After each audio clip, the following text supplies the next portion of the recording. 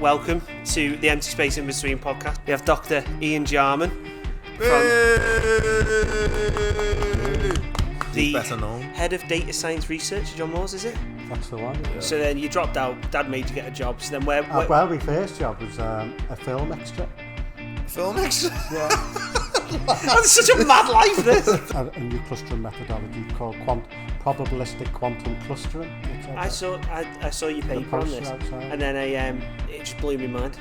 The name of it. We were uncomfortable with quantum element of it. There was an algorithm called quantum clustering, and so we put a probabilistic framework around it. But quantum, all it used is one of the equations, that the Schrodinger equation, so it just used that. So, but it's a sexy name, isn't it?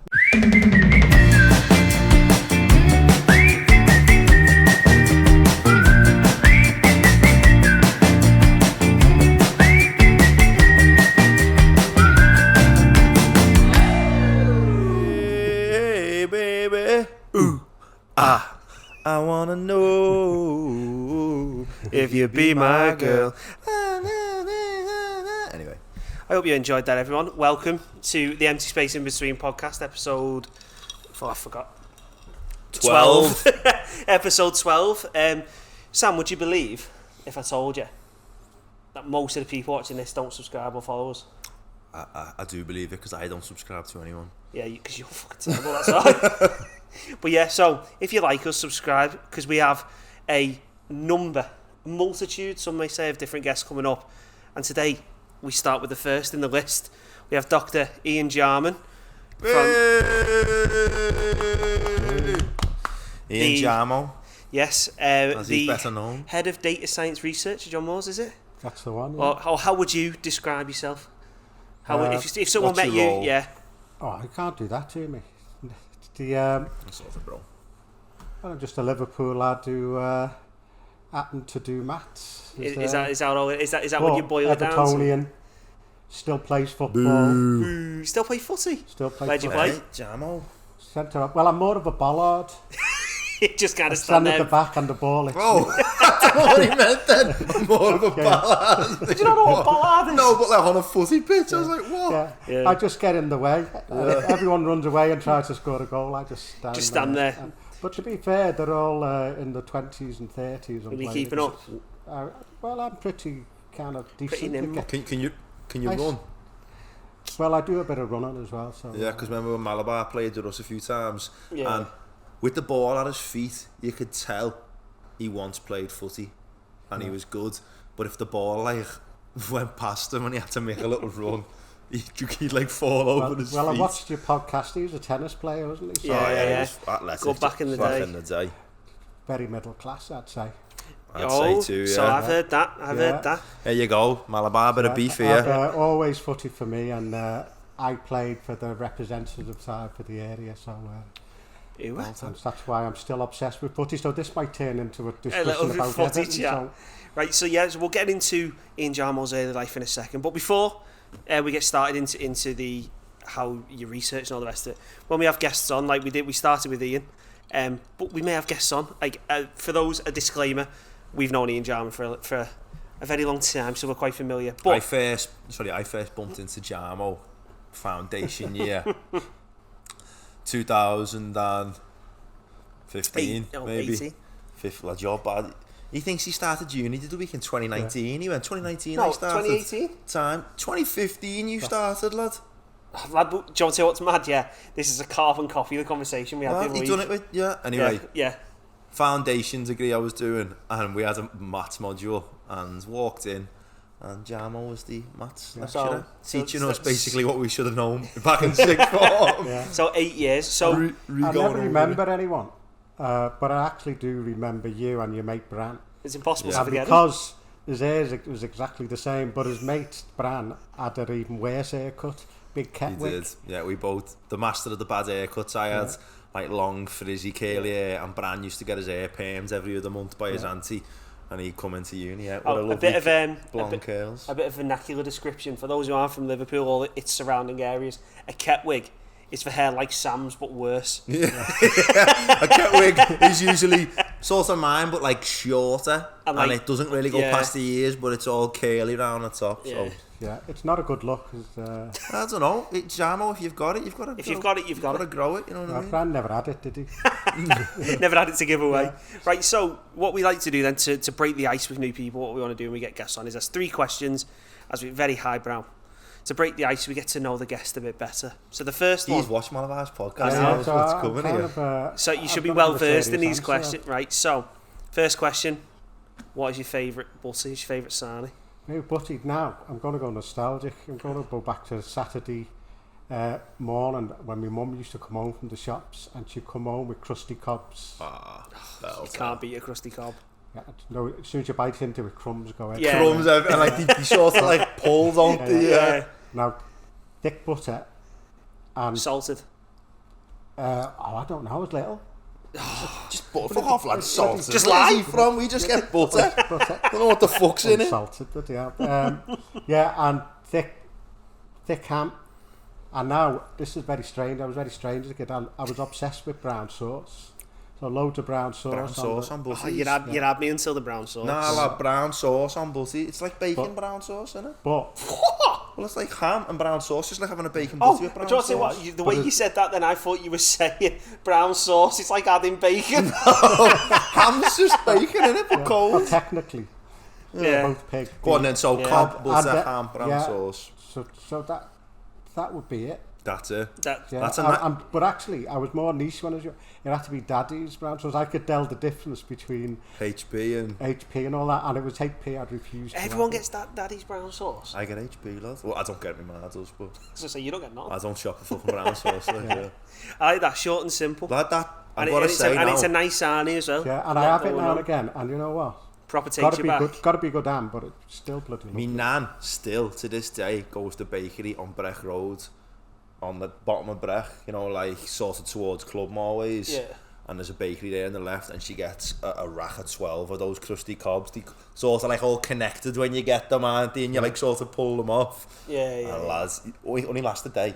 If you don't eat they get them, nailed. the shite. 2 days later, they're horrible. Lad, use them to break windows. Yeah, if you get them on that day, lads, get something on them. Definitely all gone within an hour. Yeah, that's a good butty better. What was Malabar's, lad? Oh, like, it was something rogue. I can't remember what it was off the top of my head. Malabar was cold white bread with fucking raw peppers. Oh, it was mad. What we'll have to do is we'll have to compile a list and put a leader, create a leaderboard of sarnies. He's at the fucking bottom of that one. So, the next one.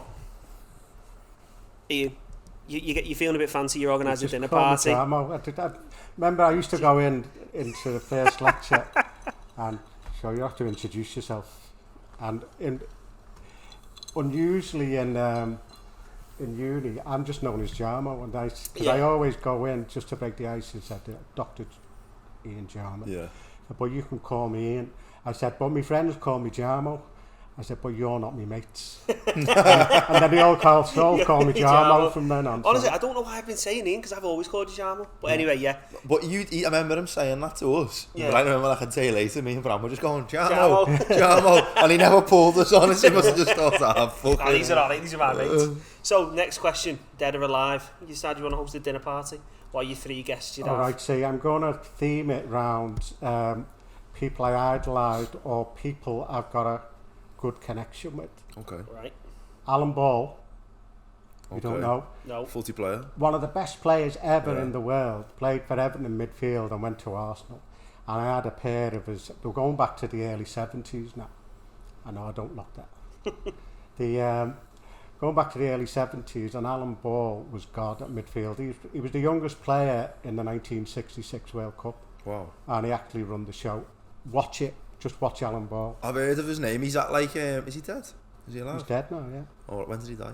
Oh, not that long ago, in the last 10 years or so. I remember my dad going to like some of those like Everton balls in town, and like he was, I guess, that one years ago, yeah.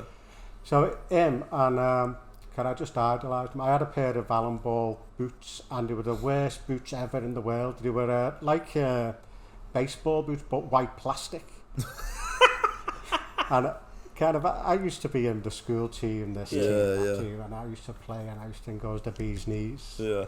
And So that's Alan Ball. I don't know whether he'd be a good company. He had a high squeaky voice, Alan Ball, as well. Yeah. The other one, and it's more recent, and it's to do Andy Burnham. Oh, the Manchester Mayor. Belter, yeah. Because he's an Evertonian, so you might get a theme with me here. Just all Evertonians. He did a lot for Hillsborough as well. He got involved in Shout that, out and I Andy did Burnham. think he'd be a really interesting fella. Current Belter. affairs and all that. We argue when my dad comes over for a meal or something. It always ends up in arguing politics. Between you and your dad. And my lad comes in and he's more argumentative than me. And then me and him just take. Me and my lad are kind of similar. We just take the opposite side to me dad. Just whatever he says. A bullying session. It's great in it, family. And then the more beer's drunk, the worse the louder it gets. So who's number three? Who was number 3? I've forgotten. This might be strange, but I've got an anecdote to go along with this. Go on, then. So this is Paul McCartney. All right, that makes sense. So he gave us as school kids a free concert when he was in what was the crap band he was in? The Quarrymen, wasn't it? Do you mean sarcastic? You know the what? Beatles, No, not the Beatles. No, the one after. Lad, I went before. Wings, yeah. Wings are crap, lad. How old did I think he was? I with the Quarrymen. Quarrymen. That was before they were the Beatles. That was before the That's Beatles. John Lennon. So I went to Liverpool. The Quarrymen give him a gig. The Quarrymen, yeah. In the 50s. No, Wings you're on about. Yeah, so when we went to the same school as him, but not the same time, obviously. The Quarrymen, sorry. How old do you think he is? Lad, as soon as I said that, I went, well, that doesn't fucking match up, that does it? Sorry, Jarman. Yeah, so we went to Liverpool Institute, and it's Liverpool Institute for Performing Arts. Lipper. And so we were in 30, 40, and some of our teachers actually taught Paul McCartney as well. Wow. And then so we were going on a Wings tour, and then it kick-started off. He gave a concert to all the lads in there, and there's a sister school called, next to ours, and they all come. And so all the lads were too cool to scream and shout and everything, and all the girls were screaming and all this. And I had that long hair then, like you. Yeah. Into kind of Black Sabbath and all that. So I could not be impressed at all about it. You were too cool for school. Well, I never go as far as cool, but I was... But I didn't fit in with the usual crowd. So he was too busy listening to fucking War Pigs and that, weren't he? And Whitesnake. I missed... Day before me watch O-levels and GCSE, day before I went to watch Whitesnake instead of going to revise. Here I go again on my own. So Paul McCartney come to your school? So we went to our school. Wow. And then he gave us a documentary about it. Yeah. So I wasn't on it. But so that's my connection. But I think it'd be a good chat. So Alan Ball, Andy Burnham, Paul McCartney. That's a belter for you, that. Ian Jarman. Yeah. Sitting on a table. I think that'd be good chat, That'd be good chat. Footy, music and politics. What more do you want? Yeah. All you need is some good beer. Well, there you go. There's the missing. Come to the Ship and Mitre, very good beer. You're in the wrong job, you. I know. We haven't even shouted. I know he's got the segue in for us. Yeah, cheers to the ship for having us again. He said before, you give him a shout out. Well, I'll give him a shout out to this. Yeah. Establishment with fine beers and ale. Very much is. What very are much you is. drinking then, Jarmo? Yeah. So this is just a lowish alcohol. This is just a session IPA that I quite like an IPA. They're nice, aren't they? Yeah. Because you get more of a flavour than a normal lager, I think. Which if you're just having like a couple as well, it's just nice to have a bit something. Just having the one. What do you think on because he normally gets, and I hate them, those beers with like the lactose in, like the milkshake flavours? I hate them, but he likes them. What? So you get like what? You've got to be under 30 to know what that means. And as we said, he was about in the Quarrymen with us. Yeah, so like when you get the beers, like obviously the different flavours, like you can get like a ice cream pale ale and stuff like that. So they have like lactose in it. It is, Jarmo. I quite like it, but no, it's not. Sometimes they are a bit rogue. I digress quite a lot. I've got a story about my first my first beer. Tell it. Let's Go on, hear let's it. hear it. Back in the day when there was no rules about young people going. So me and my lads, and so my mates are about 2 or 3 years older than me. Yeah. So that they were 16 going for apprenticeships and all that, and they got a bit of a salary, and said, we'll go to the pub.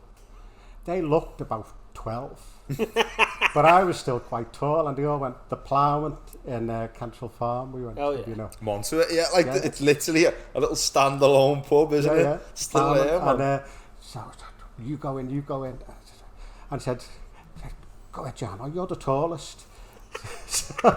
So this 14-year-old kid goes to the bar. In the plough. Yeah, in the plough, yeah. It's a bit, and so nowadays you'd have no chance, would you? No, obviously. So I just went up, and so I got to the bar, and they said, what are you having, lad? And I said, bloody hell, I didn't think I'd get that far. And I didn't know what to order, and I knew my dad. You won't get these drinks now, but it was a brown mild, so you got it. I'm on some. Right, got a mild and a bottle of brown. Yeah. And you poured it in. so I said, panic. I'll have, and there was 4 of us. I'll have 4 brown mild. What else do you do? That's what men drink. He was a man. He was 14. Why not? And then saying, so do you bring it up? No, absolutely. You pour it out. So I just went like that. And it just the whole went, bitch exploded all over the bar, and the fella just shook his head and said, just carry them over there, lad, and get in the corner.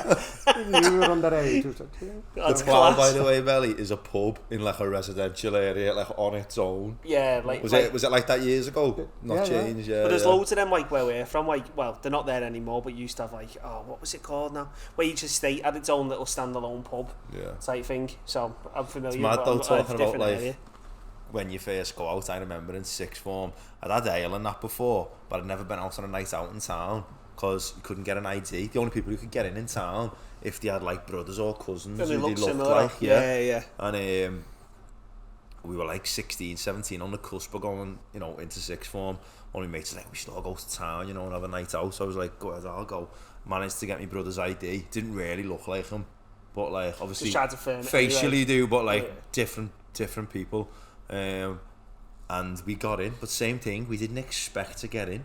And then when we got in, you look shocked. We were a bit like, what the fuck do we do? And we got in Paradiso in town, and like it was me and my 2 mates, and we were like, go ahead, and we just get the fucking bar, like get the bar. So we're like, well then, go ahead, yeah, waiting, and like, but obviously, if you're at the bar, you wait for a gap, you get in, and you don't let anyone take the pick. Like if people are like, if you're there, you expect to be served, and you sort of clock, okay, I'm next. People were just like butting in, because I was 16, I was just going. Too scared to say. Didn't say a word for like 10 minutes, and he was like, "Fucking hell, say something." Just three Copperbergs, please. Just got 3 ciders. We got them. This busy club, people dancing and that everywhere. Just went and sat in the corner, drank them, like dead awkward. He didn't say a word, and then just got up and left and got a taxi home. Was like, that was boss, that weren't it? It was the shittest night, but we were made up because we did it. You know what I mean? Yeah. We've been in. When we look back now, I was like, that was the worst night out ever. And we thought it was the fucking... Right then, so to finish the breaking the ice questions, the last one is, in your time all the way up to here, what's the worst job you've ever had? Now, I probably don't say uni. Yeah. Do not say the one you didn't know. Yeah. Fucking ace. Okay, so I've seen the last one. I've not really had a really bad job, to be fair. But... I worked at the Grand National. National on a Saturday. So, set the scene. I used to work in the bank. So, I'm not kind of a traditional academic. So, I used to work in the bank. And the start for the National, they approached people in the bank because they were seemed trustworthy. Yeah. Seemed. And they got you to work on the National. Because as it turned out, he said, as you're coming in, people are giving loads of backhanders. Yeah. It's like, get him and stuff. You have no, like in the clubs, you get a stamp on it. Yeah. Stamp that, my missus coming, here's a tenner, let us in. So, but if we got caught, we get the sack on our other job. In the bank, yeah. And I thought, but there's loads of backhanders tips and all this, and not even to get in, you say, lad, did not know this once you got one on the horse, and I thought, I'll do that. And it was 50 quid for the day, which was an absolute enormous amount of money. I was in there. How old was I? I was about 20. Yeah. 50 quid for the day's work. Yeah. I'll do that. So I turned up and they put me on the car park. So we're up with the... Outside? Outside, but with all the coaches coming in. Oh, yeah. So I got me 50 quid, I was made up, and I phoned my dad up. Not with a mobile, you have to go and find a payphone. Yeah. Come and get it. And he turned up and he started laughing his head off. I looked like a coal miner.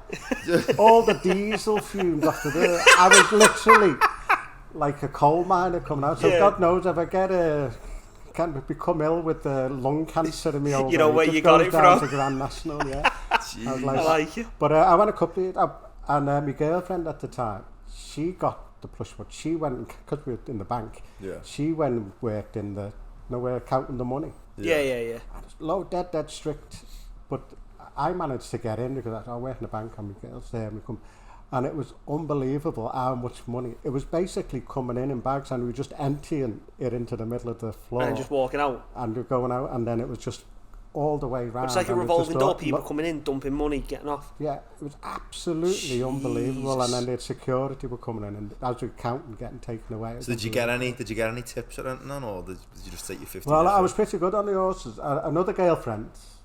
How many girlfriends have you had, Jarman? That's about it now. That's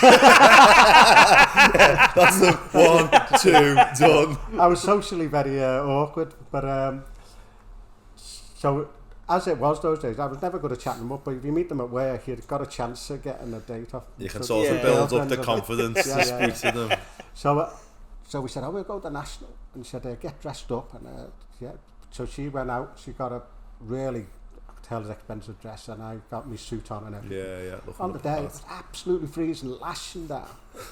And I never had much money, we were always on the lash. So I was saying, okay, we've got I'd be in a kind of try and be posed a bit. Yeah, here's a tenner for each race. Put a bet on, win or whatever you want to do, and I'll do the same. I lost 120 quid. Didn't win one of them days. So that's how good I am at the horses. Sorry, just a quick one on Grand National. This isn't my story. So my mate Gabe, years ago, similar thing. Obviously the National comes about, you can go and work there. My girlfriend's worked at like a Pim's stand years ago there. My mate Gabe was in one of like the suites, like the fancy suites upstairs, and you get your dinner and shit, don't you? Gabe's like at the start of the day, I've name dropped him now. You tell, you're going to be doing this, this is how you serve people, don't do this, like you get get the rag over your arm and you put the plate down. Said you're getting drilled and also do it in the morning, and then you have to do it. He said, and like it got to dinner time, basically everyone had the starters, everyone had prosecco and that. He said we were all queuing up outside the kitchen, like 12 waiters. He said, 20 of them. He said, and all these people are at the tables, you know what I mean, like waiting for this roast dinner. And the woman comes out, or the fella.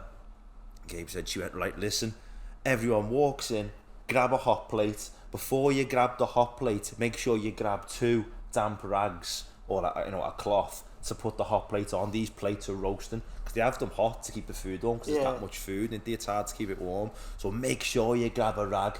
Don't be, it's imperative. Gabe said, like, I've got to be okay, grab a rag and that. So Gabe said, this guy's in front of me. He said, and I seen he didn't grab the rags. He said, and he just sort of grabs the plate. He said, and he gets in like this thin corridor in a queue. He said, and Gabe said, I grab me rags. I've got 2 roast dinners in my hand, a rag in each hand. He said, and he's in front of me. He said, next minute he starts going. The woman at the front is like slowly letting people out. He said, and he's gagging to get out, going. Must have just been going, and Gabe said in the end he just went. He just put them on the floor. He said the woman was like, what's going on back there? She said his hands were just red raw. That's class, But grab your rag if you're ever entry and you've got a job in the streets. Make sure you grab a plate, man. Yeah. So to say that. One last anecdote to do with uni. You'd have a uni question later. Any funny stories? I might save it till later. Yeah, we'll save it till later. We'll build up to the. So you mentioned then you're from Canny Farm, Liverpool, and now obviously you are head of data science LJMU. Yeah. So there's a big gap there between where you grew up and what you're doing now. So I suppose we want to start off with like, how was like your bringing up? What was Ian Jarman like in school? What was all that like? Were you academic? Were you not? Class clown? Yeah, so I can talk till the cows come home now, but back in the day I never actually spoke to anyone. I was that shy, and so I was academically kind of one of the best in the class. So I was good at footy, and I was good at academic stuff. Yeah. And but I was that shy. I never actually spoke to anyone. So you never, in secondary school, primary school, you were a proper introvert? Yeah, I never spoke to anyone really. And then until I went on the lash at 14, then you couldn't shut me up. Yeah. Beer's a wonderful lubricant. So was you one of them then, Jam, or was you just like head down, get your work done, go and play footy? No, I was just that shy. You just that shy, yeah, that's mad that. And head down, all we ever did was play footy. We got in school early, play footy, break, play footy. That's so weird, like, You'd never think it. Yeah, you're not like, you're quite, I'd say now, outgoing, like, even like when we first got lectured by you were quite like cracking a joke at the start of the lecture, whereas I never got from you that you were used to be this shy character, you know what I mean? You learn all the tricks of the trade. No, the thing is when someone asks you a question, your brain empties of any thought whatsoever. Yeah. It's not a comfortable place to be. So you kind of, if you're not relaxed at all, and someone asks you a question, your brain empties, and you can't even answer a simple question. So was it like a social anxiety growing up then? You just couldn't... You didn't have labels in those days, but you just didn't feel comfortable interacting with your classmates and that, or the teachers. But you were academic, you said, you were clever. So if you asked a question, I could answer it, like an academic. What's 2 times 2? Obviously 3. So what did you do? What topics you were saying you were academic, but like what did that entail? What topics were good? Obviously you were good at PE. I was good at everything apart from English, really. Just English, yeah.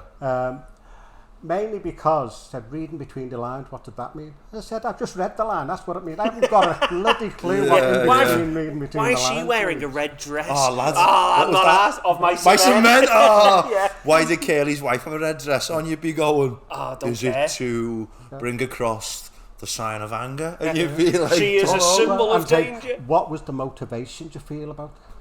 You said 2 words, motivation, everyone a clue. I'm feeling. I don't do feeling. So what you think about that, you can do. What you feel about that? Yeah. I get that because obviously... So what school did you go to in Canny Farm? Or around Canny Farm? Well, it was Cantrell Farm Junior School, but it changed to Mab Lane, just in the same way Cantrell Farm changed its name to Stockbridge Village because it had a bad name. Yeah, tried to make it sound fancier. Yeah, but it was a fantastic place growing up. I mean, it was... I mean... all the fellas I knew, some of them are in jail for drugs. Some of them have been lawyers, some of them really... Craig Charles, he was in our year in junior. Wow. So if you see, he did a documentary recently and he went to the house. His house, that was the bottom of our street. Yeah. And so he was in our school team. He was played up front and... And he played for Barons A and I played for Canny Farm, and there's a bit of rivalry there.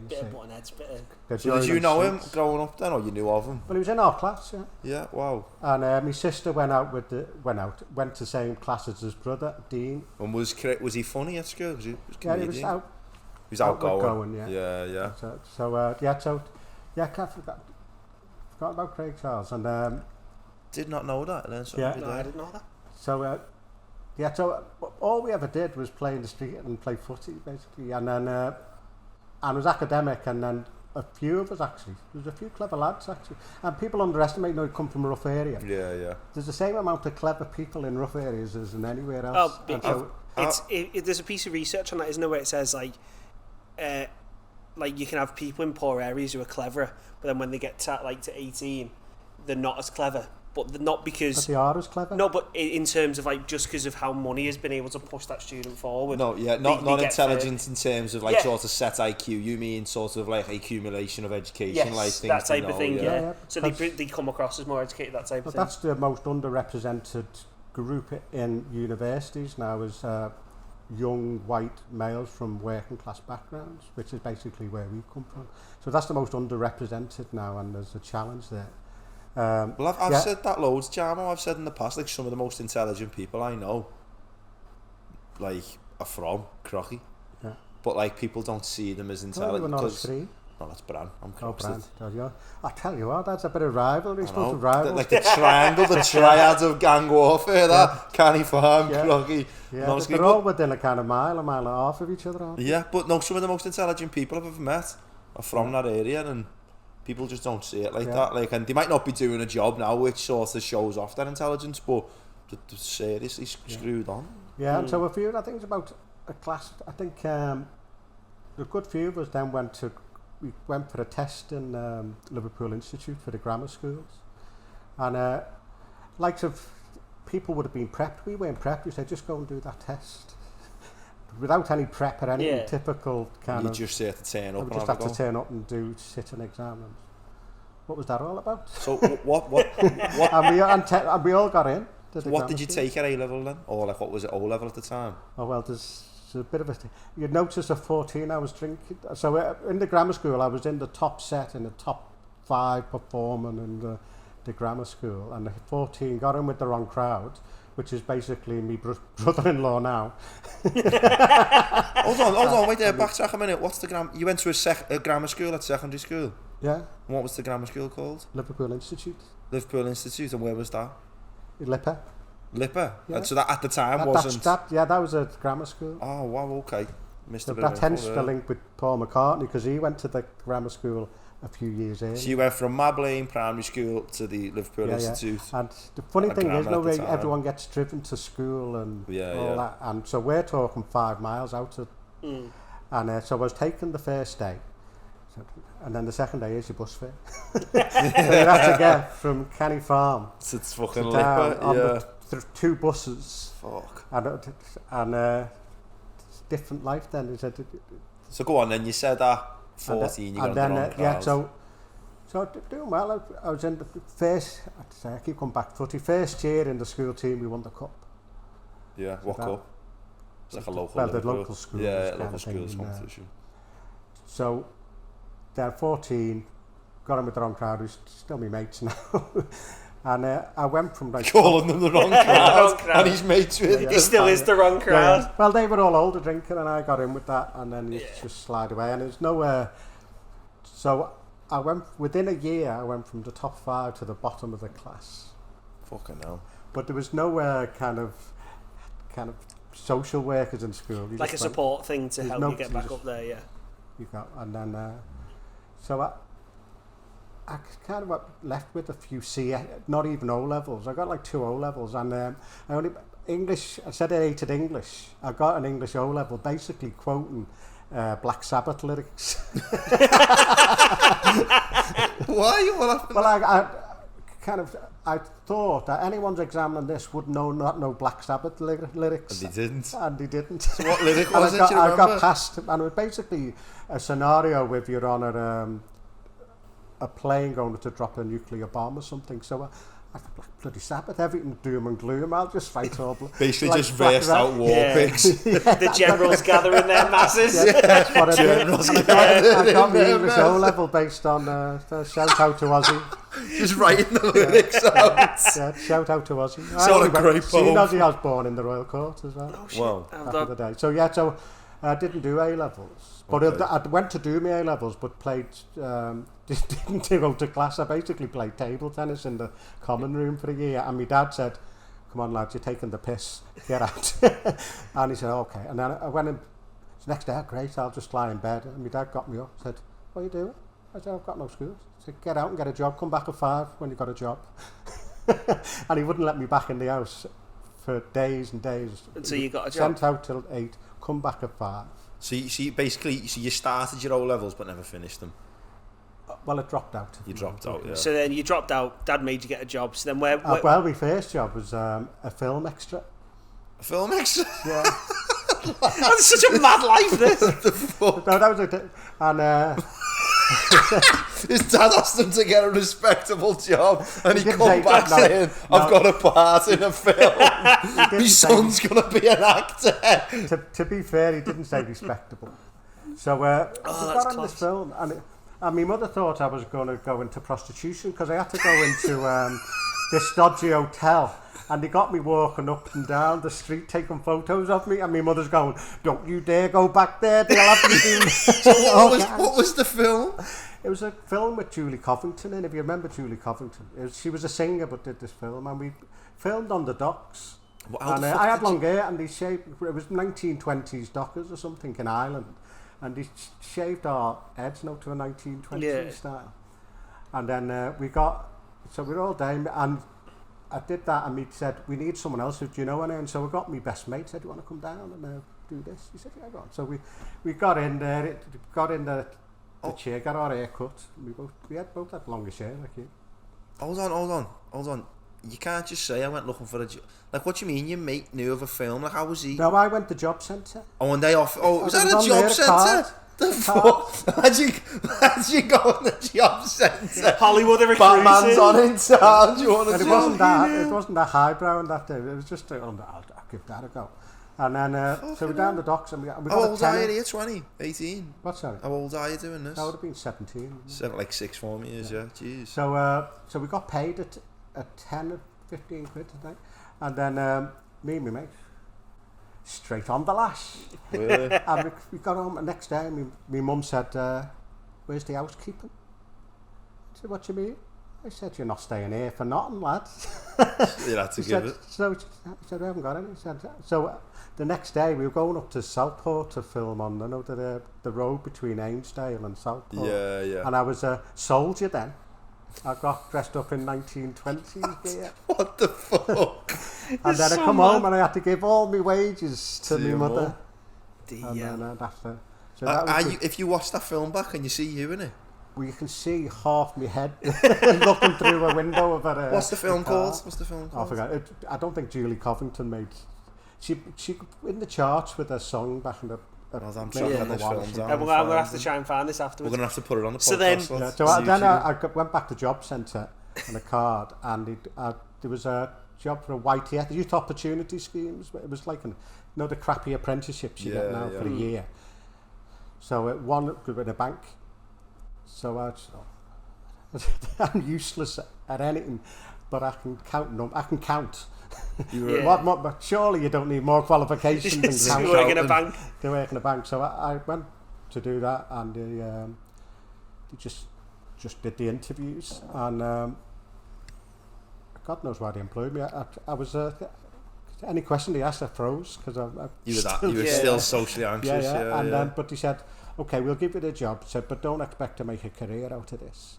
So that's what it's just a youth opportunity. So 20 years later, still in the bank. So you 2 kids, married. So you basically went in one day and he said, "Don't think you're going to be." Everyone else is like, your career's in banking, and we'll take it on. We'll take it on, but don't expect a good career out of this. You're just going to be. And did that come from the job centre as well, Jarmo? The bank, yeah. And you just stayed there when you walked in. What's that? So you just walked in, then was just there ever since. Well, I started in Charlotte Street, where the Blacklers Weatherspoons is. Yeah. Opposite there, which is the old Eureka Neat that bomb pan. So that used to be an old building. There used to be a bank on the corner. So I started there, and then went up to Wavertree High Street. All the pubs on that side. I loved working there. All the pubs on the high street. The banter was great. Then I went to Allerton. Allerton's decent. And then I went up to Bootle. Then I went up to Warrington. I'd say when you started, it was like a respectable job, and then when you're kind of in the 90s, it was like you can sell anything to anyone as long as you made money out of them. And I hated that. So, but I was married with kids and I couldn't get out, and I didn't have any qualifications. So then I decided, no, what I want to. I'm going to go. The only thing I can do is go to uni and get a qualification. So was it just one day your whole mind was just like, I'm going back? Oh, sorry, no, there's one bit in between. Oh, right. I got in the police as well. What? I applied for the police and I got all the way through, and I had a starting date in the March of...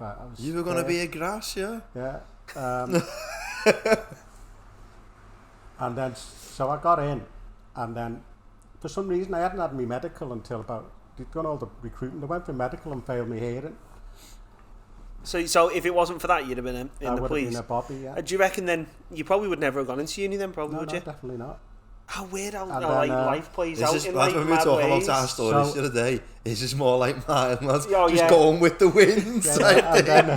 And then I said I need to do so. I said I'll go to uni and did there was a fantastic course. I was doing night school, 2 nights a week, full-time job, 2 kids, and it was the hardest thing I've ever done. Is doing night school. I was a course called Polymaths. Wow, okay. Is this at John Moores? It was done in Byron Street. Was it John Moores when you went? Yeah. Because when did it change its name? This was 98, I think. Oh, yeah. So I was 34. Okay. So I didn't start. I wasn't even in uni. I started an access course at 34. So was Malabar already at John Moores when you got there? Well, he was when I started. He was a lecturer. I was older than him, and he was a lecturer, and I was 34. I was 34 and being a uni. So the hardest course I did, the degree course was alright. So what is Polymaths when it's at? Oh, was that just like a catch up to? Yeah, it was like doing 2 A levels in a year in that night school. Why poly? I don't get what's that. It's poly multiple. Come on. Oh, man. just Come on, no, it's because it's in like a. No, it's because it's in like a. Well, screw you guys. He's from Not a Screen, forgive me. From Crocky. Oh, Crocky. Yeah. My sister got married in Crocky. Well, not Queen married, we went to the, what was the pub called? The Farm or something?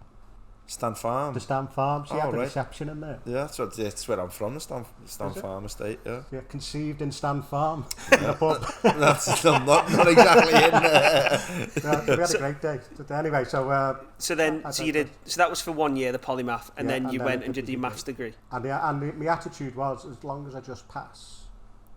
You're alright. That'll do me.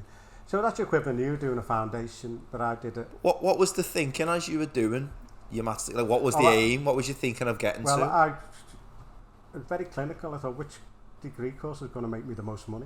That's what you were that's thinking? Basically that's basically what I said as well, isn't it? But what was the end game? Like, was you thinking on getting a job somewhere after? What was you thinking on doing? No, I didn't know what I was going to do. I was not passionate about it. I know everyone said, this is what I want to do all my life. Yeah. Bloody hell, I've been on the piss for 10 years. So was it just more one of them, like, you're good at numbers?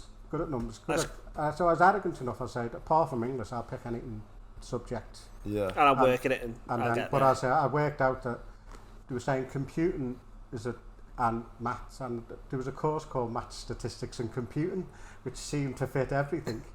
And I said, that'll cover the bases going into a job. Do you know anything to do with computing? Yeah. Do you know anything to do with maths? Yeah. Do you know anything to do with stats? Yeah. And what it's called now is data science, of course. Yeah. So there you go. So then we're just doing the same stuff you did, but it's got a different name. So Malabar was one of the lecturers, and Vince Kwasnika was one of the lecturers. Oh, was he there as well when you were there? And so at the beginning I just thought, as long as I pass, I get out, and then you realise that I'm probably the best one here. Yeah. I said, and then in final year, and you'll know this feeling, if I don't get a first now.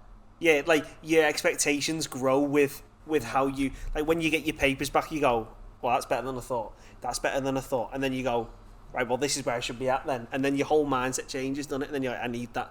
Talking about that the other day, it got to the point where at the end of your degree, you were thinking, if I don't get a first now, like, I'll be so upset. Yeah, but at the start of your degree, you're thinking, I hope I just pass. Or but like, it sort of changes over time. Yeah, and then like you start off, you're like, oh, I hope I get a first, but it's hard.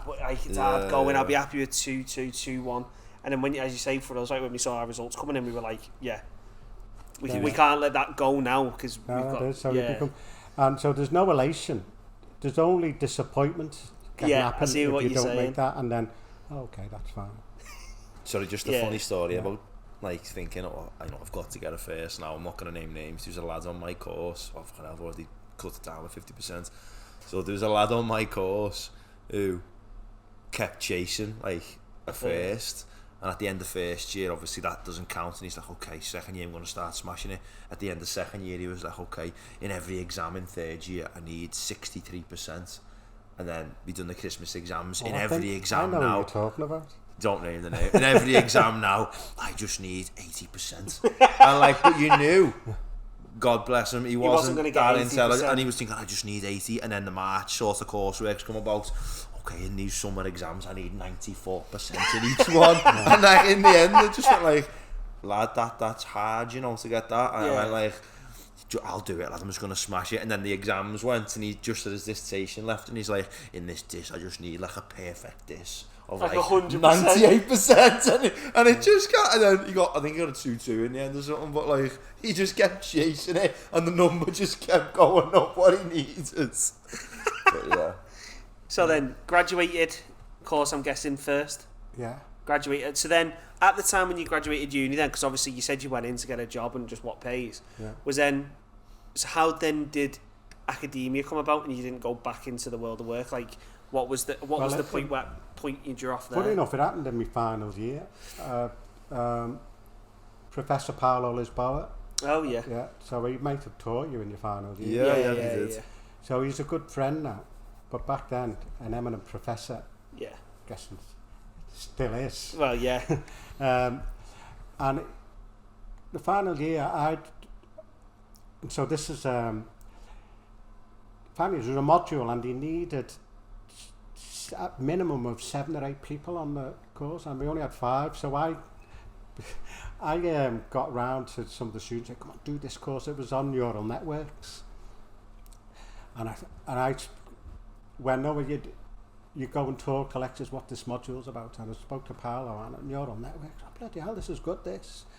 And I said, but there's only 5 of us want to do this. So I went and kind of intimidated. Oh, yeah. being 15, 20 years, or 15 years older, or maybe more than a lot of them. I said, you need to do this one. Come with me and I'll tell you. I said, I'll help you through it if you need to do it. Because you needed to get the numbers up. Like, yeah. And so they run the course, and it was... As I say, that's wicked foresight, that. Yeah. Like, forcing people to do neural networks, because back like in the early 90s, that was still...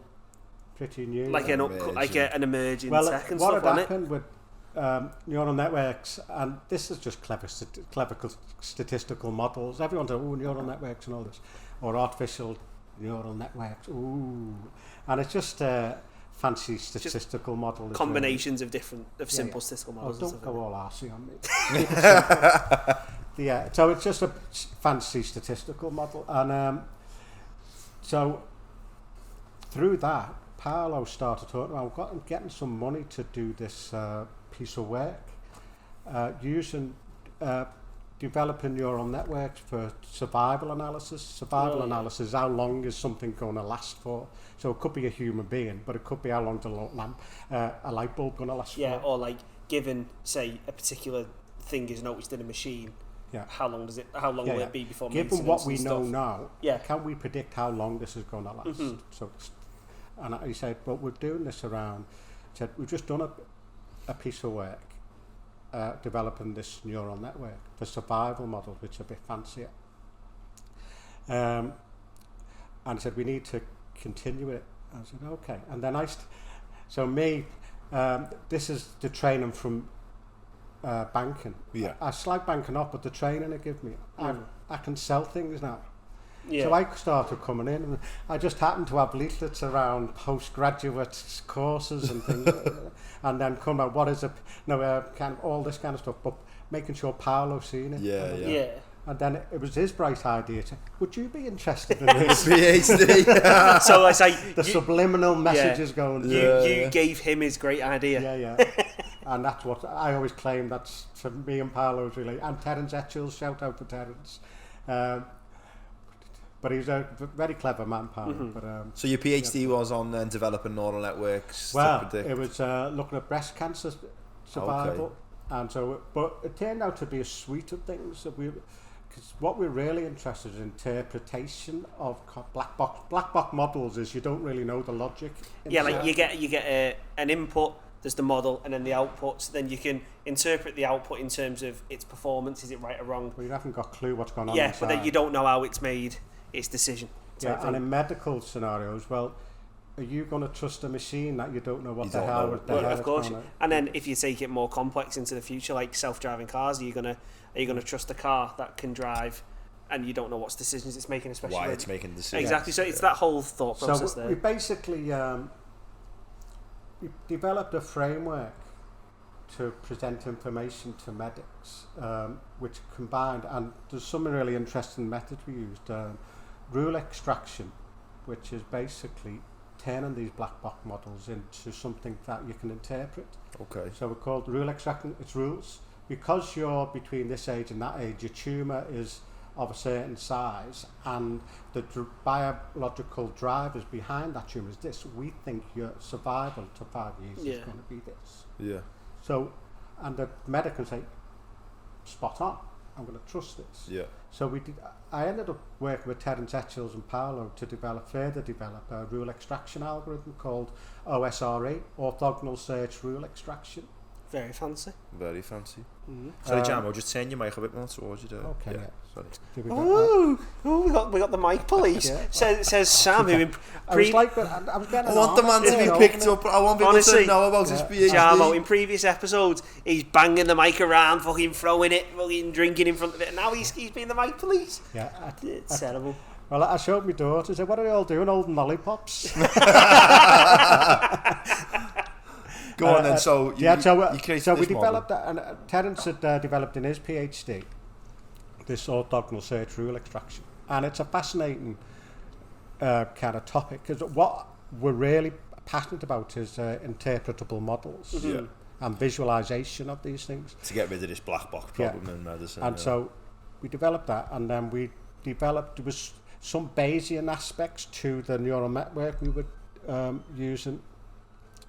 It's called Planard, partial logistic artificial neural network with automatic relevance determination. You've had to say that a few times, haven't you?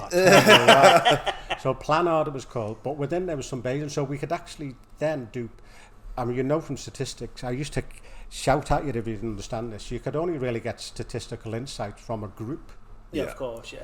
But what using Bayesian kind of maths, we were able to do personalised confidence intervals around prediction. So that was all in, and then we put it all into this basically a dashboard. Like an interactive dashboard for... Yeah, so you do a drop down, this is my patient, a drop down list, these are the features, and then we did this visualisation of a scatter plot of one model against another, and then we were really interested. It's going to be techie now, but I don't show you. It's a scatter plot. I love simple visualizations. Yeah, you don't, because the more complex, I think, like, you're trying to put more on the screen, but then you also lose aspects, don't you, by making it more complex. So what we used scatter plot, we used two different prediction models, and they were both good. So if they're both good, you'd expect them. Bear with us. A scatter plot would be a complete diagonal. Yeah, so they both relate to each other. Well, obviously, but they weren't. There was a certain scatter to them. So we were interested in the off diagonals. Right. So why is this really good? But it's completely at odds with this model. And so that's what we were trying to visualise. And so don't forget, this scatter plot is individual cancer patients. Yeah. So we say, well, what's this woman? It's breast cancer. So we're only men can get breast cancer, but for the majority of cases. So we were interested in these off diagonals and try and explain that. And he said, well, these ones on the diagonal expected and kind of the norm, and maybe not good for the woman, but we understand that quite well. Yeah. These off diagonals, there's mixed messages come from two different models. So let's have a look more deeply. Yeah, so why is it giving mixed messages type thing? And then that's where the rule extraction come in. They are there because of this, because of their age, or it could be the tumour, it could be the tumour size. There's different features. So then each scatter plot was essentially kind of like a fingerprint for each person, and then you could interpret, and then based on the scatter plot, you can interpret the rules, which then you were then able to give a survival for that patient type thing. So we're not telling a medic anything. We're presenting them with information to allow which they can interpret. So to make a decision. Yeah, so they'll see where the patient is for two models. They'll look at the rule, saying for this, this is the rule why they may be in here. Yeah. And this is the personalised confidence interval. Confidence intervals are more important than the prediction.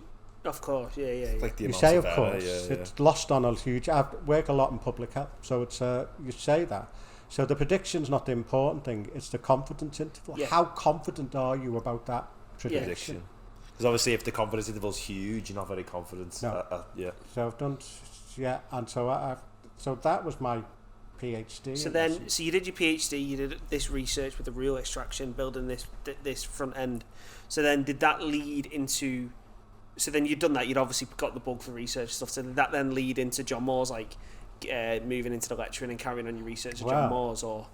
A lot of industrial disputes going on about these short-term contracts. I was had about 6 years of short-term contracts. Just like I was the boss with a short-term contract. But so after your PhD, you just went right into short-term positions. It's like postdoc. But so we've done some really interesting stuff. We've kind of worked with online supermarkets, worked with Premiership football teams. We've worked in psychology. We've worked in public health, fire brigade, police. Wow.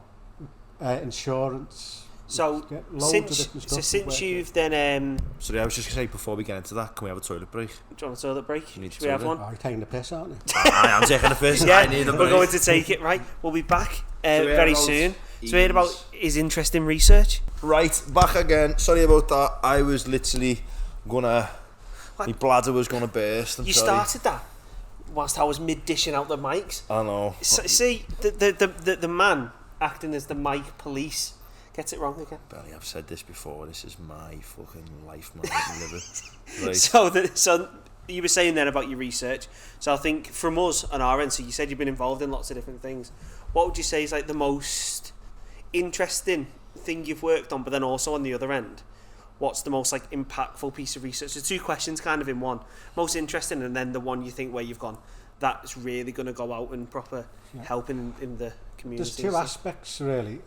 One is development of algorithms with good sound, like theoretical basis in terms of theory, and then the stuff I'm really passionate about applied, working with institutions and doing stuff in the real world. So the most interesting thing, because you don't do things in isolation as a researcher. So it's Paolo, Terence, Dr. Terence Etchells, Professor Paolo Lisboa, and myself. And we just got involved in a few things. Clustering methodology. So there's a bit of to and fro here. But in public health, I went and worked as a data analyst manager, and it was still within John Moores, but it was financed by the government. It was called a Public Health Observatory, which basically you gathered national statistics on the health of the nation. Right, okay.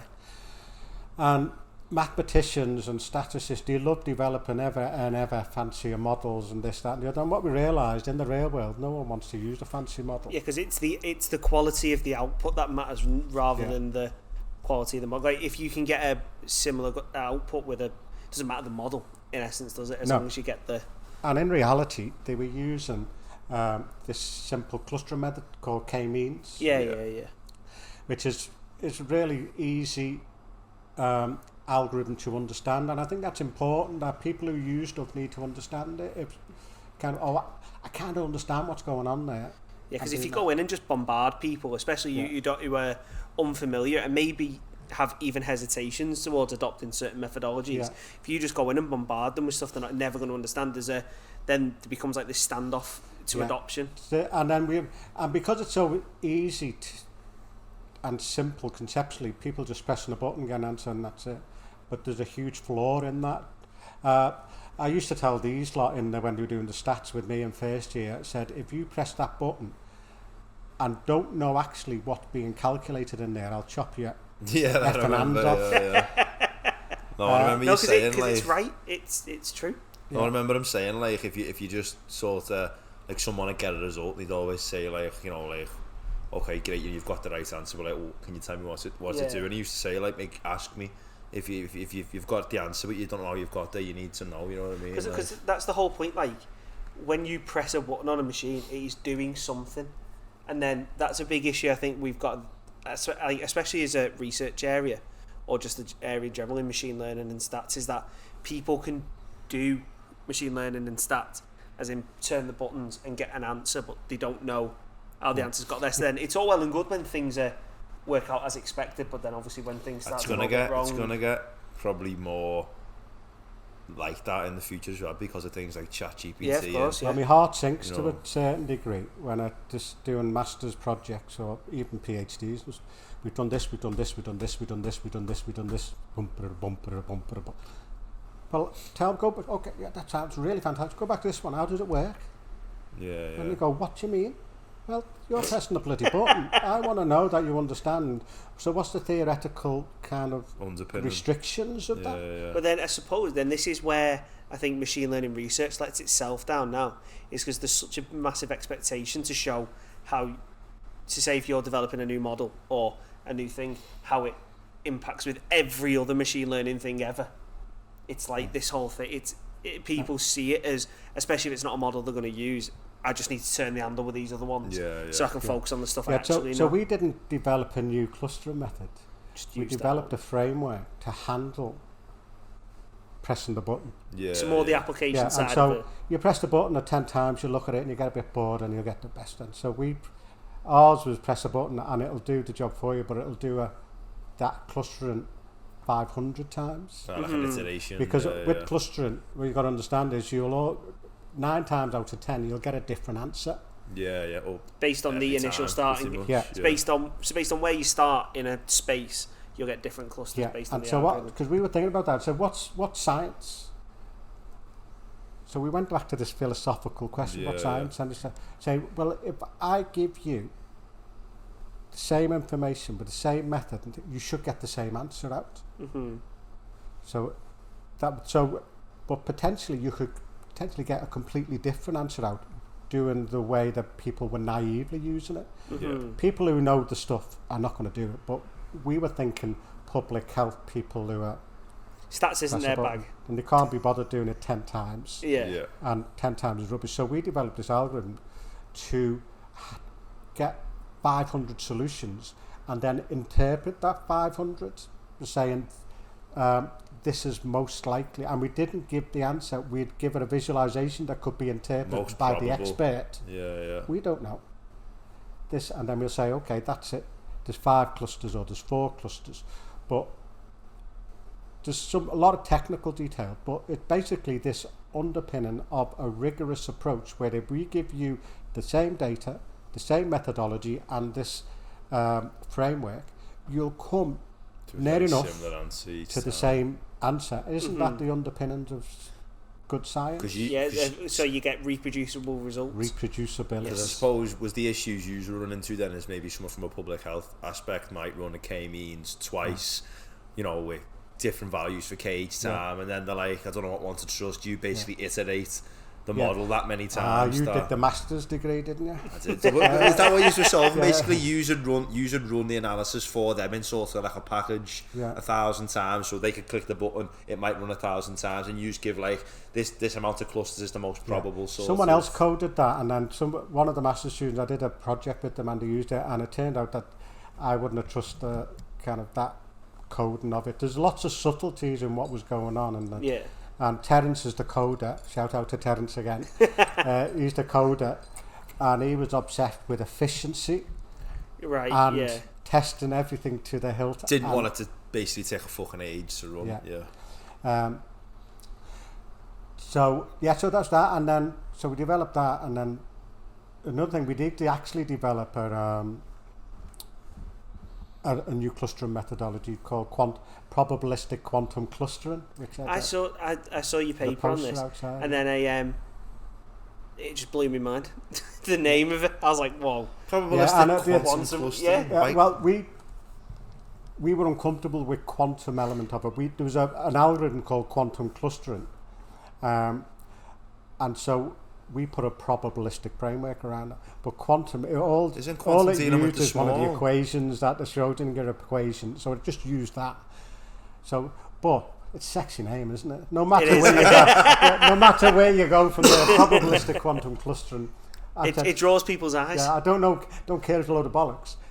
Was it a load of bollocks? No, it's actually riff. Okay, so are we all right talking technical? Or Go ahead. You talk how you want to talk. We'll just crop it all out. So this is a density-based method, and basically it finds dense kind of spaces of data. Okay. So data points that are closer together.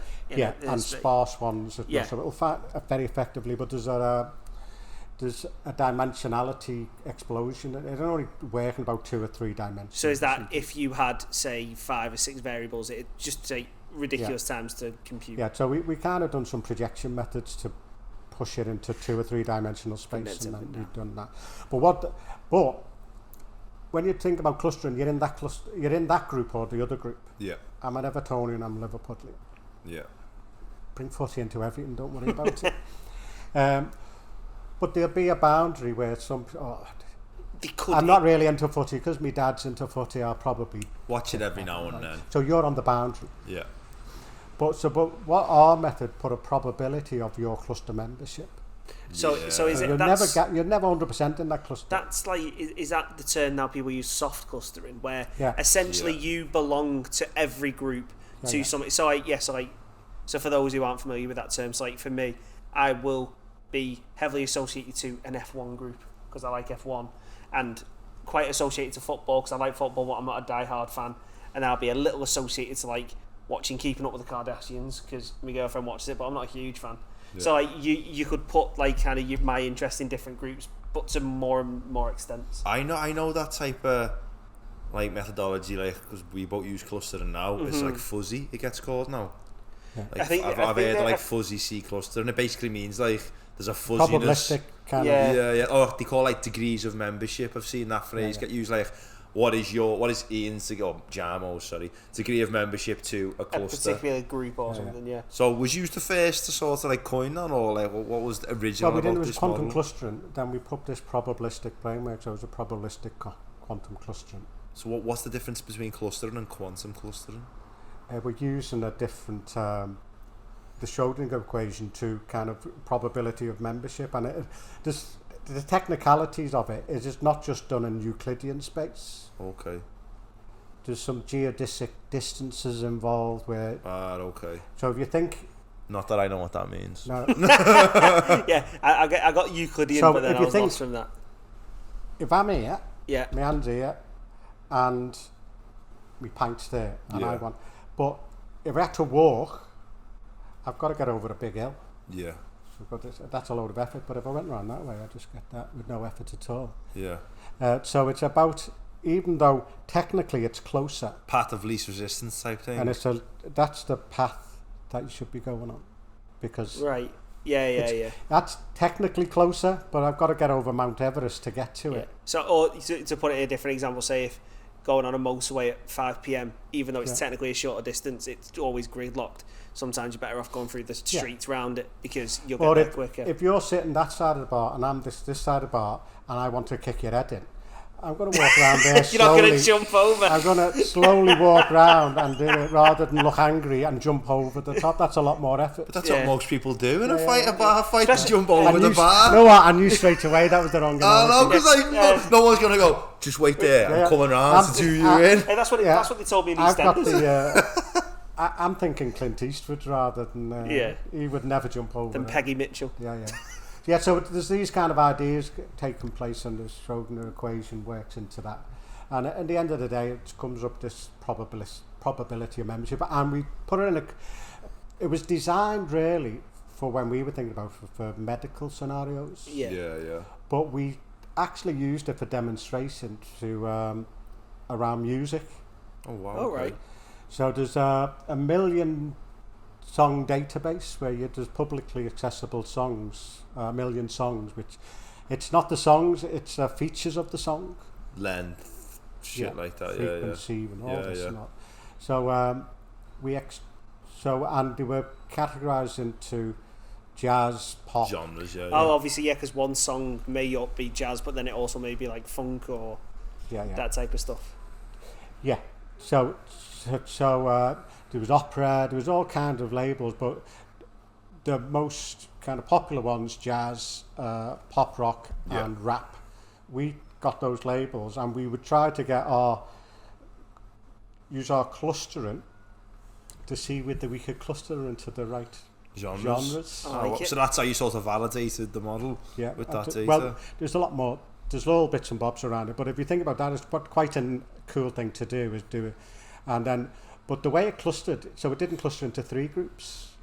It grouped into, I've forgotten the details now, say 8 groups. Yeah. But because a song can be jazz and rock at the same time, and so it actually formed its own little group.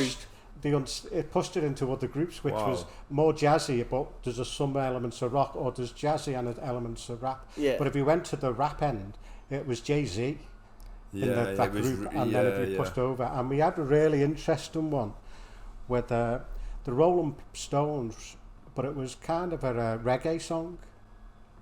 What in song? This. I'll talk to you later. You'll be interested in music-wise, but we didn't classify reggae because reggae wasn't in. When you listen to it, it's obviously a reggae song. Yeah. But it managed to distinguish. Yeah, and so what are the Rolling Stones doing their rap?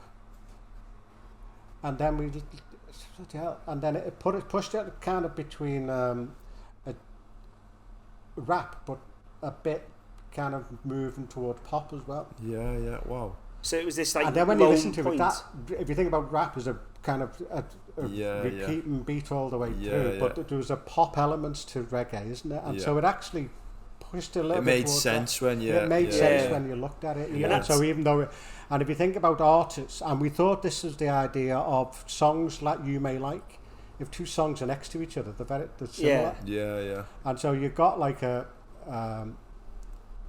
Robbie Williams can do a pure pop records and it's pop rock, but he'll also do the American classics, won't he? Which is more towards jazz kind of thing. Swing, but he's labelled as pop. So so what we're claiming in that world is that label is wrong.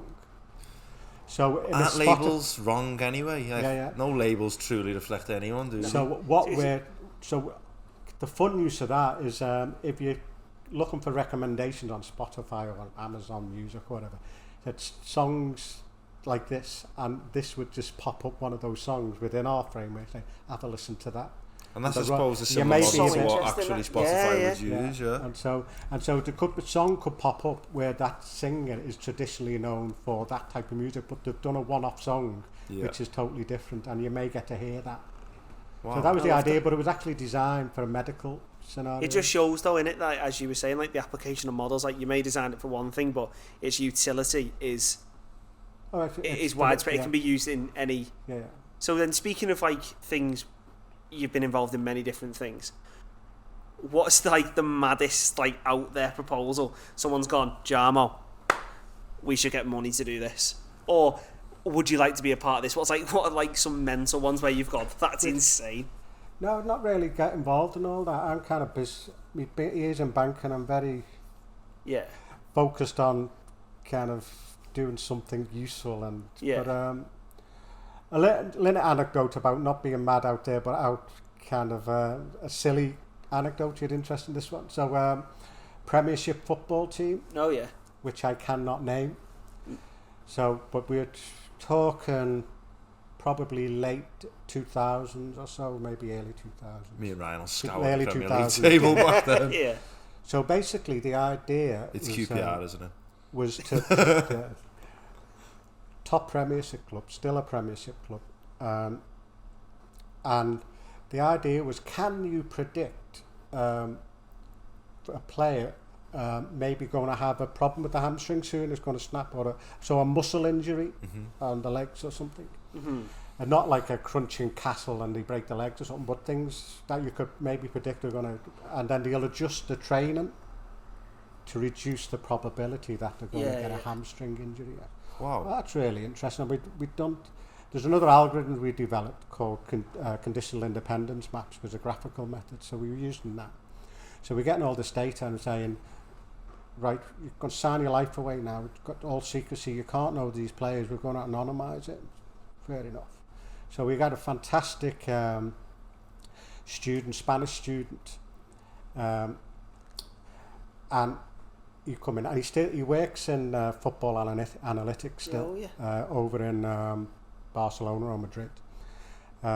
We do a lot of stuff with football, and he comes in, he's laughing, and I said, and he was only gone about half an hour, and he said, that's that player, this is this player, this is that player, and this is this player.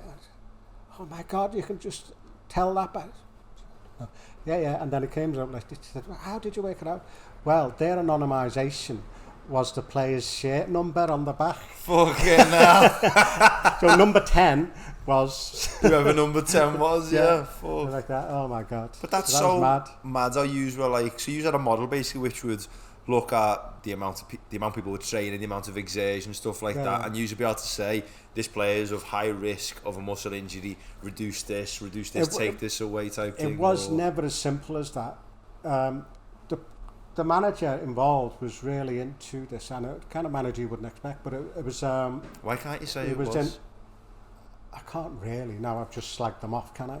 Yeah, exactly. Yeah. their data anonymising was fucking bollocks, and it was this team. They're not paid to be good at data. They're not paid to be good. So anyway, so what was the question then? Say it.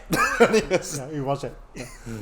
Yeah, so they were really into science and data science and using the right people to the right, and so it was not. They were using it as additional information, not as a true prediction model. Right, yeah. And you'll find this a lot, that these are not perfectly accurate, but it adds to the expert's knowledge, saying, okay, that's coming up as a bit more kind of likely to happen. There's another indicator here that is kind of backing that up, therefore we're going to change something.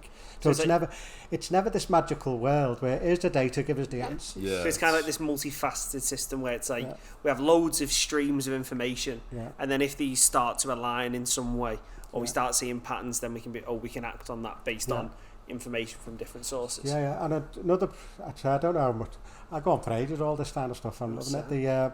So I worked with Unilever as one of my contracts, which is a big multinational shop.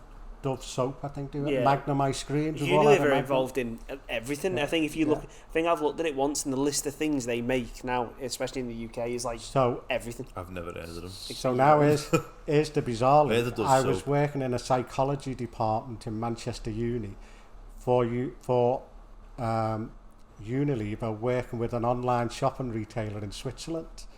How to see how their products are, like how to market them better and how people buy. Recommendations. So we have to come up with an algorithm that will come up with a recommendation within 0.2 of a second of them buying a product. So the idea was if they bought an apple and a nappy, what's the next thing they're going to put in the basket? Yeah. So then you can put it there for them. Yeah. To say. So this is the equivalent of if you go on Amazon and buy a couple of things, they'll say, "Oh, people who bought this have bought this." But we weren't allowed to predict something obvious. If you bought a nappy and an apple, you've got to predict something like, "Do you want to buy this telly?"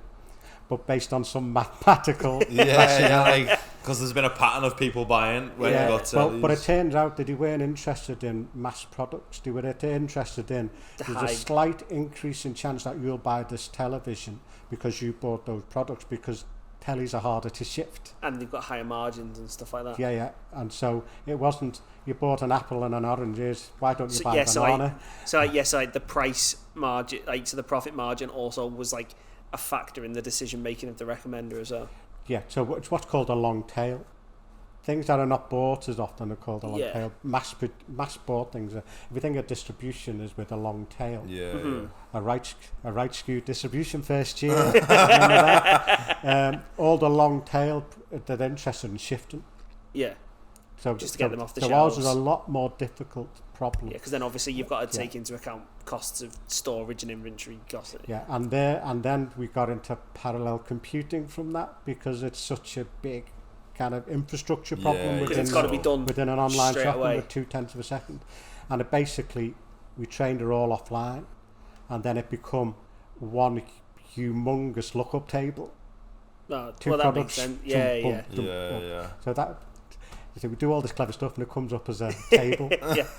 Well, it's all about efficiency though in the end. If that's the most efficient way to do it, it's the most efficient way to do it. And then so that I thought that was really interesting, and actually it linked back to psychology, behavioural change, but that's a cell. But the idea back in Manchester Uni was behavioural change to improve people's lives. Don't buy this sugar heavy buy this sugar free. And the analogy is, if you've got a cup of coffee with 3 sugars in, and if we take 2 grains of sugar out of every time you have a coffee, within 2 years you won't. That's how my granddad got off sugar. Just a little bit less every time. What he just said then is exactly how my granddad did it. So we call it behavioural change. It's called nudge methodologies. Yeah, right. That's Jarmo, that's how my granddad did it. He used to have 2 sugars, and then he started having 1 normal, and then nearly a second one, but literally just dropped a few. And over like 6 months, he was down. But on the last few days, he was putting 2 grains. He was getting a pinch. Yeah. Because in his head, he still needed a few grains, and in the end, he just got to none. Yeah, so we did. It's all really fascinating stuff, because we were dipping between the money, which is obviously online retailers, and then the mental health and people's chaotic lives and focus groups, and just it turned out that people who were chaotic lives, when we say chaotic life, drugs, drink, smoking, you name some it, unfortunate things in their life. And so this behavioural change thing now links into that. Yeah. But it turned out just putting an arm around someone and just listening to them changed the habits and things. He said, why don't you tell them to stop smoking? He said, that's the thing that's keeping them going. Because people we need to get them off just to show that you care. Yeah. Goes a long way. But we were doing this mathematically. Yeah. So then... Yeah, so it's quite... I get kind of... that's why I do applied stuff. It's really interesting. This is then interesting, seeing what you've been involved in. And obviously, everything. I know, and then by speaking to you, as you say, you've done everything. So I suppose the last question we've got on research, before we have a quick spout into lecturing and stuff, is... Over your, so what is it, 10-15 years in research? 322, I think. No, as I come 25 years. So 25 years in research then. So how's the research landscape changed between when you started and now? Like, what are some of the key differences where you see... What's harder, what's easier? I don't think it's ever hard. It's like when you learn stuff, that's the hardest thing I've ever done, and then you do the next thing, no, this is the hardest thing I've ever done, and that one's easy. So it's still that kind of thought process is, this is the next challenge, but now we've learned this, it's not such a big challenge. I think it's the work environment which has changed. It's become the more difficult thing. Yeah, and I think we're on these themes all the time. It's become more and more of a, to me, I don't get much thinking time. And my mother goes, what? You get paid to think? What are you doing? What are you doing? My mum and dad say the same thing. I'm thinking, no, you're getting paid for that? But you need to reflect, but you don't have time, you don't, because it's just a constant kind of, like, we need results, need deliverables. Yeah, maybe that's kind of just the world I'm in, and where... but are you saying 20 years ago you had that thinking time? Well, it was... Or you had more of it? Right, my PhD, on a Wednesday, we used to go and play footy with some of the students at 12 o'clock. And then me and Tau for Ted and Setchills again. So we used to go and play footy, and then we used to go Sultan's Palace for the lunchtime menu. Yeah. And we used to do our research meetings in there, and a couple of pints. And we doing napkins, solving some of this orthogonal search rule extraction algorithm problems, a few pints, and we could spend 2 hours in there just going through the problems. That I can kind of get what you're saying there. Cause just saying he wants more time to piss about. No, but like, I don't... Would you say that? Like, especially in my PhD, though, like now, I don't have time to think. I've got 5 things I need to do, I've got to do more. There's no time to sit there and just like... I'd love to just kind of read about this and take it in or speak to other people. Like, just chatting. Yeah, and just chatting about things. We went to the pub and we're chatting, and we'd have a laugh. I mean, to be honest, it's very similar to this. We'd have a laugh, and then, if you notice, we went into a serious 20 minutes. Not 2 hours, a serious 20 minutes is all we're talking about. But we've all been thinking about it all week, and there's 20 minutes. And then we realised there's a 2-pint threshold on good ideas. Go to 3, you talk bollocks. Well, then you... That's true, that's the best piece of advice about this whole podcast. That's any PhD students don't go over 2 pints. If you're out with your mates, don't under 2, you're having like serious combos, and on 4 you're going, what's going on over there? So on a particularly good productive day, I ended up with the idea, and this is after about 8 pints though, student panda. Student. What the fuck, So student? you're all skinned, have to sit in their office wearing a student panda suit working. Why? This is how daft the ideas go. And I still to the day think you make a shitload of money, a PhD student dressed as a panda, and people would strangely What, and just have a bucket and like collect money? Just give. Just go and see the student panda. Student is that desperate for a student panda. Like a zoo? But don't forget, that was after. I'm saying because I'm the most impactful piece of research. We've just talked about all he done is proudest thing. I'm saying this because my mum will be watching panda. after 8 pints. Yeah.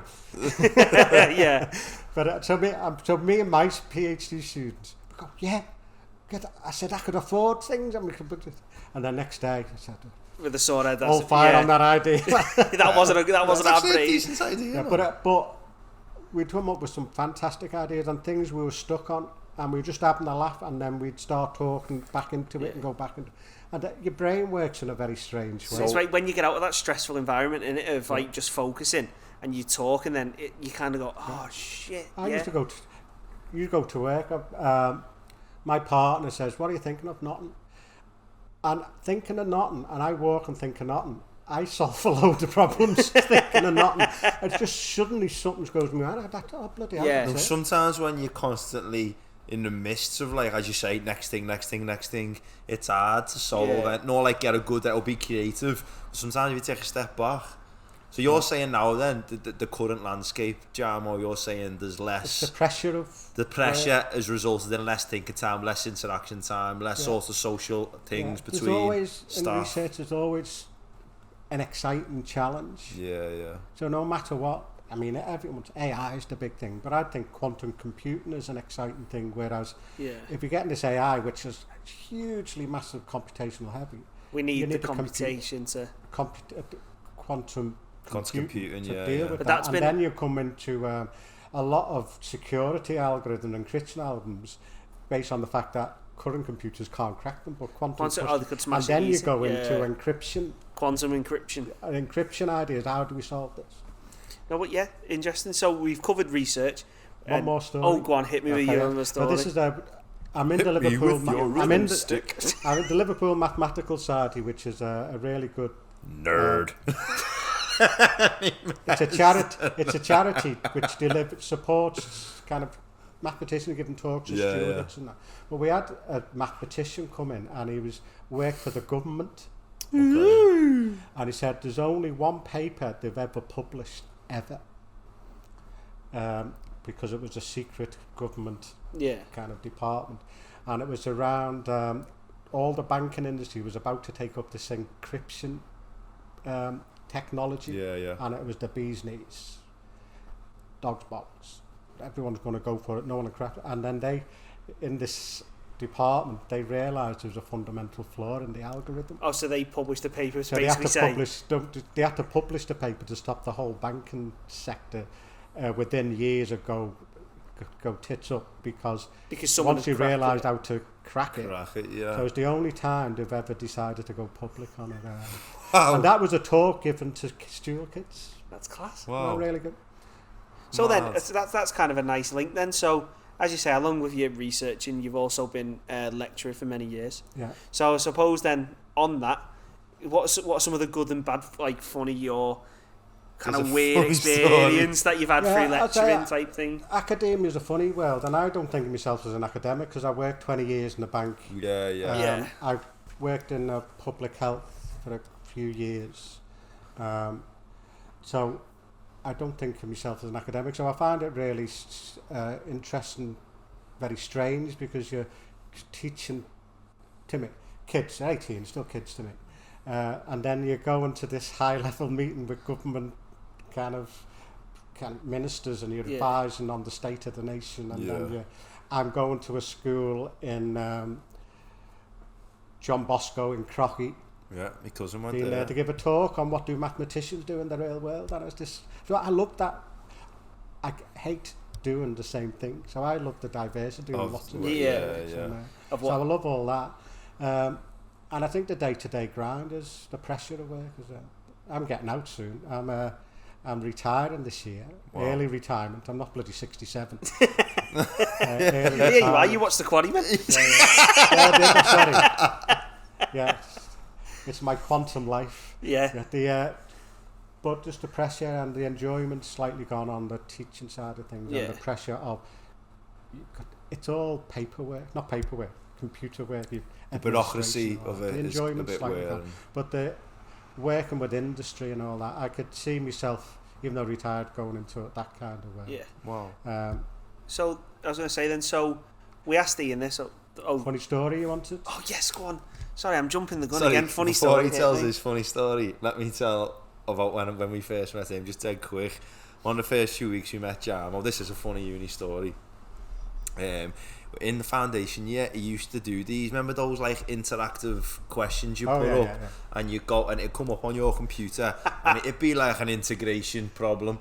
And he'd go like, and he'd give you 4 options. Oh no, he wouldn't. It'd be a box, and it'd be the integration. You'd have your pen and paper, and like you'd be working, and little groups like, oh, what have you got? Blah blah blah blah. And then you'd type in like, you know, x squared, whatever the result was of the fucking integration, and basically then he'd have on his big computer, it'd come up and it'd give the percentage of each result. So sometimes it was easy, so you'd only have like one result and it'd say, you know, X 100%, everyone got it. But sometimes there'd be like 7 results, and you'd have someone who put like X, someone who put X squared, someone who put 2X squared, and you go, okay, and it'd be close. You go like 50% of you put X squared, and 48% of you put this, and then there'd always be like a little 2% who put something fucking mad. And one day, like whatever, say if the answer was 12, I don't know what the fucking answer was, he put, okay, as you can see, 82% put 12, well done everyone who got that. You've got 17% put 11. I can see what you've done there. You've forgot to do blah blah, but I think you know how we've got 12 now. And then 1%, someone's put 0.888 over 8.8. And then there was a kid next to me, and he was going, that was me. And he went, I don't know who's done that, but it's a bit worrying, really. And then he went, and he sort of very silent, went, come and see me after the class. He went, I'm not going to embarrass you. And he went, won't make you put your hands up. But whoever that was, I think you need to come and see me. And the kid was laughing. He was going, as if like, I don't know what. And Mum and I went, why'd you put that? Similar way. I mean, you were in though, the next anecdote where it was the first year of degree, and it was stats. And I was just trying to, it's like flogging a dead horse to be sometimes with students. And I said, right, hands up. Who's this? Not, if you think it's this answer. I said, we've gone through them. So, hands up if you think it's this. Not a hand goes up. One hand went up. So, hands up if you kind of think it's this answer. 2 hands go up. So we're in a class of 60 here. I said, come on. I was like, I'm saying, come on, you can do better than that. This side of the crowd, give us a cheer. And I said, okay, we'll try this again. And the next time, 4 people put their hand up. And put, oh my God, I said, what am I? I said, my life kind of is bad enough. Standing here in front of you lot, not interacting with me. My mental health is going down quickly. I'll do it again. And I said, hands up who did this. 4. Hands up who think it's this one. 5. Oh, okay. I've got another answer for you. Hands up if you don't give a fucking shit. And everyone put their hands up.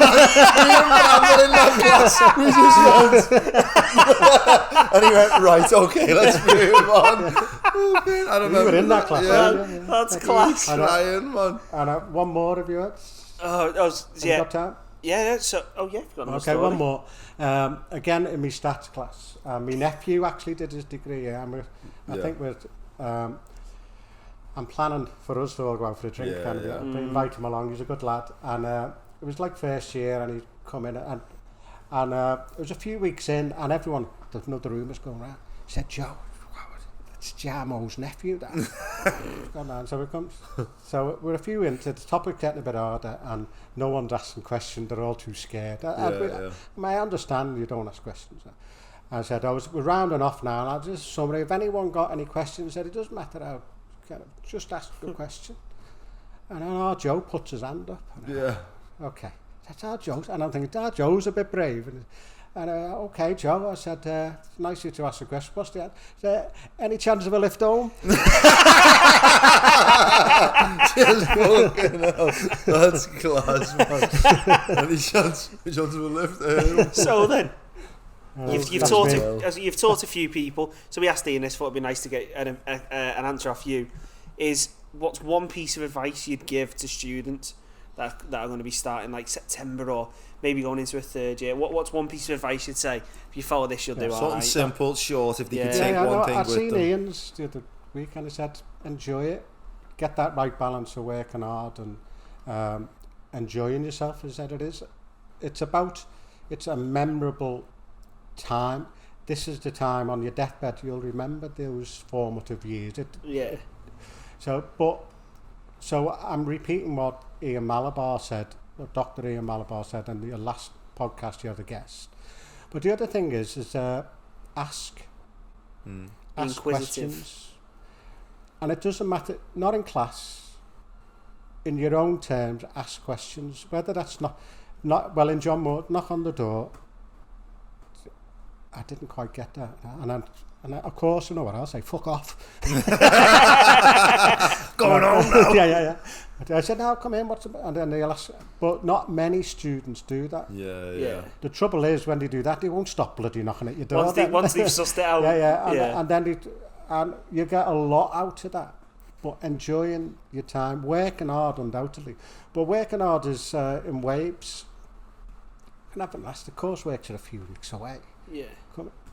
Enjoy you can't yourself work hard. And then get your head down. Not 3 days before, about 2 weeks before. Get your head down and get it sorted. Yeah. I think that's great, man. Ask. That's just that word. If you're going to do anything in life, just not just uni, I suppose. Don't be afraid to ask. If you don't get something, you only look like more of an idiot if you never find out. Yeah. You find out. I'd rather look like an idiot and ask. Yeah, of course. And then find out, and at least you're never an idiot again. Yeah, you often look like an idiot. Yeah, I've been told before. So then, ending question. We've took up a lot of your time here. So we've got 2 ending questions, and with a guest, we have 2 ending questions. The first one will be available to everyone listening on Spotify and watching on YouTube. Then the last one's just for those lovely little Spotify listeners. Can I ask this one? So the one that's going out to everyone. Yeah. That's the first one? Yes. Yeah, okay. Go on then, Sam. Sorry, I got permission off the boss there. Right. Go on, son. Ian Jarman. Liverpool born. Cancel Farm. Here we go. This is my question. I coined this one. Right. Out of all the things we don't know, before you die, what is one thing you want to know? What I want to know? Before you die, out of all the things in this world we don't know, what would you want to... If you were on your deathbed and I went like, Ian, I'll tell you anything you ever wanted. Only one thing, no. And I didn't... That's a hard question, that. It could be anything. It could be like... What's the first thing that comes to your mind? It's always to do with family, though. It can be. Go on, then. Yeah. So, did my best mate check that my girlfriend when I suspected? Fuck off. That's your answer. Did you? This was going back to me 20s. There you go. So you think your best mate was got your girlfriends? Right, come on, you want to know, wouldn't you? So, did you have suspicions, did you? What's that? Did you have suspicions back in the day? I did, yeah. And so, only the one off, bevied, and then... Okay. I wasn't a jealous type. Sounds she like was a good-looking woman. Sounds like you were. That's the best thing ever. Okay, you do the last one. So, you weren't expecting a serious answer, were you? Yeah. Well, yeah. Changing that question now because anyone else does. Yeah. So, for those watching on YouTube, make sure to like, subscribe. If you didn't like it, you know where that button is, and we'll see you in the next one. Ta-da.